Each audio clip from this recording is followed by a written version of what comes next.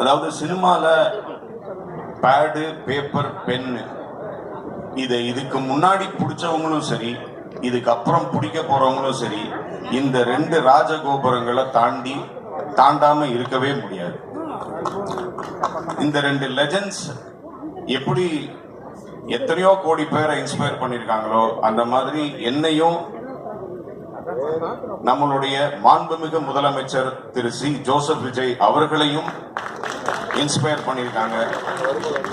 In fact காலேஜ்ல படிக்கும்போது ஒரு ஜப்பானியும் பரட்டையும் ஹேண்டில் பண்ண அந்த இயக்குனர் இமயம் நம்மளையும் ஒரே படத்துல ஹேண்டில் பண்ணணும் அப்படின்னு சொல்லி ஆசைப்பட்டுலாம் பேசி இருக்கிறோம். ஒருத்தர் குரு ஆகணும் அப்படின்னு ஆசைப்படலாம், ஆனா நாங்க ஆசைப்பட்டது குருவ மாதிரியும் ஆகணும், சிஷியனாவும் ஆகணும் அப்படின்றதுதான். அவங்கவுங்க பாணியில, சே ஃபார் எக்ஸாம்பிள்,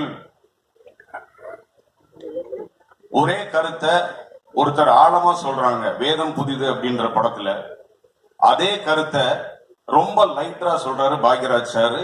இது நம்ம ஆள்ல அவங்கவுங்க பாணி, அவங்கவுங்க ஸ்டைல். அவங்கள லெஜெண்ட்ஸ்னு சொல்றதா, ஐகான்ஸ்னு சொல்றதா, இல்ல எப்படி சொல்றது, கடவுள்னு சொல்றதா, எப்படி சொல்றது? அதாவது இன்று போய் நாளை வா படம்லாம் நானும் மாண்புமிகு முதலமைச்சர் அவர்களும் அவருடைய ரூம்ல